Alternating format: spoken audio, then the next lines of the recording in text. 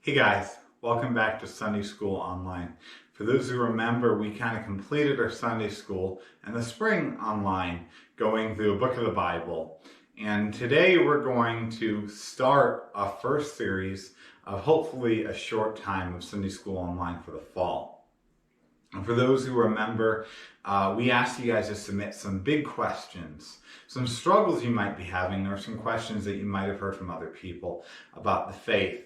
And we're going to use this time of online Sunday school for you to go through some of these types of things, to go through some of these questions in short 15-minute videos. So we might actually take a few videos to get through some of the bigger questions, or just one video to get through some of the shorter questions. And we're going to be loading these up consistently early Sunday morning. And you don't have to do this before church Sunday, but we want to encourage that, and perhaps you to watch it with a friend so you guys can have some good discussion. We also want to encourage, as you see, this is posted online, and there's places to put comments in. Please put comment in. You could just say that, that you're here. Just put your name and make an observation about, maybe the whiteboard behind me or something silly, whatever. We just love to have your interaction with that. And how we're going to do this is we're going to ask you guys kind of a big question for if we have a series. If we're like going through a couple videos on one question, we might ask one big question. And at that point, you can pause it and talk with your friend about it. And then I'm going to ask kind of a particular question related to the short video that we have today. And you also can pause and you can answer that one. And perhaps, that you might even want to put your answers there in the comments, like I mentioned. So today, though, we're going to be talking about Bible translations. That's kind of the short series we're going to go through, because there's really too much to go through in one short video.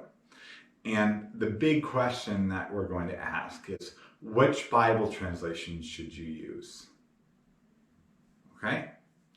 You probably have a lot of thoughts on that. And I do want to say what we're going to try to answer is a principle of how you choose a translation, so that this video is helpful for you in 50 years. And not just today, when there are probably very different Bible translations out there. And then I want to ask you as a question, maybe you can comment on in the comments there. Which Bible translation do you use personally? Which translation do you prefer, and why do you prefer it? Love to hear that. So the question specifically for today then is, what are the types of Bible translations in the English language? Okay, that might seem like an odd question. You might not know that there are types of translations, but with almost everything, that there indeed very much are different types of translations of the Bible. Really, there are different types of translations to all forms of literature that are in another language. And the Bible, all Bible translations fit within one of these three major types of translations. So the first type we're going to think about is called the idiomatic, or our translation. So idiomatic approach to translation, which really isn't even a translation. It's more of a paraphrase, as we might use that term. It's not strictly speaking following the rules of translation. And then there's dynamic equivalence translation. That's kind of a thought-for-thought type of translation we're going to look at. And lastly, we'll look at formal equivalence, which is a very literal type of word-for-word type of translation. So first, let's look at the paraphrase, the idiomatic translation of the Bible. So paraphrases, they actually are a little different from typical translations. You see, all forms of the Bible should be based upon the original languages. And paraphrases tend to be the case as well. They tend to be paraphrases of the original languages. For those of you who don't know, the Bible was written in Greek for the New Testament, and the Old Testament was mostly written in Hebrew, a little bit of it in Aramaic. And by the way, I do want to let you guys know we're going to get pretty deep today in the next couple weeks. It might seem pretty academic, but I think this is an important thing to understand for you to pick up translation of the Bible. And so these paraphrases, they try to get the thought behind the original language and almost totally focus on that thought behind it. And they try to take that thought behind the original language and put it in contemporary language. So, for example, with paraphrases, you often lose metaphors and things like that that are kind of rooted in terminology of the day. So one might, in our day, say something that is clearly metaphoric. My son, he likes to talk about when he's hungry, he'll say that I can eat 100 elephants or something like that. Now, a contemporary listener would obviously know that my son is just expressing that he's very hungry. But years from now, if it was written down, perhaps some different culture might think that my son is like a Hulk that can eat literal elephants and 100 of them at a time. I doubt that. It's an oversimplistic example. But then if one used that paraphrase approach, instead of translating into another language 100 elephants, I could eat 100 elephants, they would instead say something like, I'm very hungry. Kind of gets the idea behind it, but doesn't really give us the words behind it. So as a result, these put understanding of the Bible as the chief concern. And as a result of that, it's not a true translation. It doesn't really tell us what the Bible says. It's just trying to tell us what the Bible means. Some examples of paraphrases of idiomatic approaches to the Bible are the Message. You guys might know of the Message Bible, or the Living Bible, which was older and used more common in past generations. The Message, actually, I remember when I was at Christian high school, was my history teacher's favorite translation of the Bible, she would say. It's not a translation, but it is kind of a Bible. And there's a lot of good for it. Eugene Peterson was a wonderful man of God who happened to translate it himself, really. So these things like the Message, these paraphrases, they are helpful. Almost all translations of the Bible in English can be helpful, but these are really helpful kind of as a very basic commentary. Commentary is something that kind of tells us what the text is originally intending to mean. It's trying to help us understand a Bible that was written many years ago in a very different culture. So the Message is great to help you understand a hard text. But it's not really going to tell you exactly what the authors intended to write. It's going to just kind of tell you what Eugene Peterson thought the authors meant. So in times with the Message, for example, they actually make a decision about the text of the Bible, make a decision about what the meaning is that is highly debated and that we can't really be sure of sometimes. We have to take a decision. And he makes that sometimes those hard decisions into just overtly, if you believe the Bible, you take it this way because people understand this as a Bible. To be clear, he did not intend this to be taken as a person's chief Bible. Next, we have dynamic equivalence Bibles. And a big term there, you might want to write down dynamic equivalence, memorize that for the win, right? So dynamic equivalence is kind of in that spectrum. So we see in the spectrum, we start with idiomatic approaches. And then dynamic equivalence is kind of like a middle ground. And then eventually you get to a formal equivalence. Further down, you would actually get to kind of a very wooden translation. But the dynamic equivalence is really the next step. It's meant to be a thought-for-thought translation of the Bible. It actually tries to really heavily factor in the original thoughts in a way that we understand it, while also giving a close translation. So, strictly speaking, it's not just a thought for thought. It's just a thought for the sake of our understanding. It does try to understand word for word, but then it kind of gives it in light of the broader thoughts, the broader mentality in the original languages. It tries to kind of weave these together in a very real way. It's a loose translation, one might say, but it very much is still a translation. That a dynamic equivalent approach puts understanding and accuracy relatively close in importance. So it understands it's important to be accurate. It understands that it's important to be understood, important to be comprehended, and it kind of pairs those together. rather than the paraphrase that kind of just says, we just want it to be understood. We don't care as much if it's accurate. It's linked together in kind of a chain.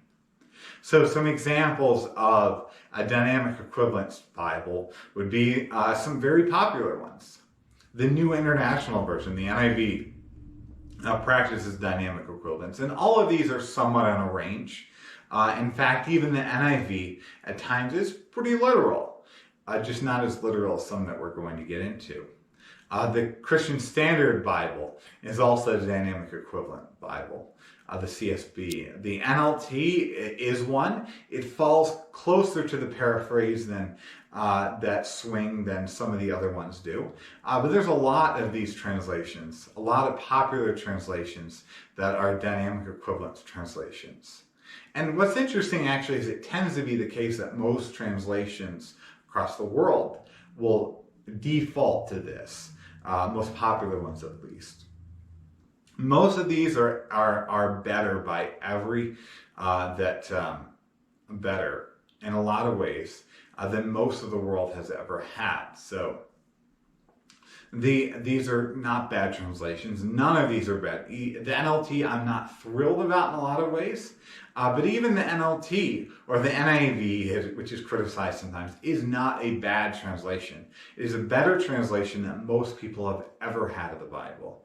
In fact, the NIV is probably a better translation than most people have in the world today of the Bible that are not English speakers. These translations, like the NIV, the CSB, and the NLT, these dynamic equivalents, are really great for those unfamiliar with the Bible. And also, they're really memorable, which is important. So if you wanted to give somebody who's not familiar with the Bible, maybe somebody even that's not very educated, somebody that's young, a Bible that they can just grab and go, the NIV is just wonderful for this. The CSB, which is a Baptist translation, is just fantastic for these purposes. By no stretch do I think it's accurate to say that these are bad translations. And if you believe that the purpose of a translation is to give a thought-for-thought idea, to put understanding and accuracy kind of linked together in importance, then those are the types of translations we want. And then the last approach is the approach that I tend to empathize with more. I tend to relate to a lot more. And that's formal equivalence translations. Formal equivalences, like I said before, they're word-for-word translation approaches. More or less. Again, no translation is a direct word-to-word, strictly wooden. Almost all translations factor in trying to get into an English grammar. For example, if you tried to translate the New Testament into English word for word, strictly speaking, the grammar would be an absolute mess because Greek follows a very different grammar and the word order in sentences are very, very different for a reason. But this still tends to emphasize strict original meaning of the text, even to the point of being very wooden at times. So the reality is almost all formal equivalencies will compromise a very correct understanding of the English grammar and easy readability so that they can make sure that they're really giving us what the Bible authors intended to say to their original audience, the best ways that we can possibly understand it. So these are less treasonous, one might say. Perhaps you've heard the expression translation is treason. It's a great expression because, it's funny, if you watch even some YouTube videos, you see that so much gets lost in translation, and the looser a translation gets, the further away you can get from the meaning of what was originally said. It's like the telephone game. And so people say translation is treason, and that's less the case with these formal equivalence translations. But still, they're not perfect. It is not giving you the exact Greek and the exact Hebrew. If you want to know what the authors originally were saying, you have to learn Greek, you have to learn Hebrew, you have to learn Aramaic. But the formal equivalence translations are going to get you really close in a way that is honestly 99% of the way there. They can be very helpful, really great resources. Some examples of formal equivalence translations are the New American Standard Bible, NASB. Then there's my favorite translation of the Bible, spoiler, the ESV, the English Standard Version. That's used often at our church. Another list of ones is actually the King James and the New King James Version. And we're actually going to capstone kind of the section on translations by talking about King James, just so you guys are prepared fully for that. But one can fully appreciate the King James and the New King James as the Bibles that tend to give you what the original authors are trying to say in the best way that they really could. They did a great job with that. Probably not as well as the ESV does, and probably the strictest and most literal translation that is widely available today is the New American Standard Bible. So all of these ignore some of the rules of English grammar to be literal. The NASB is pretty extreme, so the NASB can be hard to memorize because it is so literal and it is so really divorced from even rules of English speech. These are the best by far for Bible studies. If you really want a Bible for deep Bible study, you want a formal equivalence Bible. You don't want to do your deep Bible study of trying to understand the original meaning from an NIV or the Message as much as you want to go to an NASB or an ESV or maybe a King James. We'll talk about that another time. And one thing I really love, I'll say about the ESV is that ESV tends to be very readable at the same time. So it's really hard to memorize Bible verses in some of these formal equivalence Bibles. But the ESV, I think, really is able to be grasped in that kind of way that some of the other ones can't. Although even then, it's still not as memorable as some other translations of the Bible. So we've seen the three different types of Bible translations. There's idiomatic Bibles, there's dynamic equivalence translations, and there's formal equivalence translations. And I think it's wise for us to pray and think in ways that might honor to the Lord about how we can choose Bible translations that fits best in what we individually conclude is the wisest approach to translations of the Bible. And maybe this will help you in the future when other dynamic equivalence Bibles come out, other idiomatic Bibles come out, and other formal equivalence Bibles come out. So you can choose what is most helpful for you, sometimes not just for one thing, but for many different things. Thank you guys, and I hope that you're benefiting from this and know that we are praying for you regularly.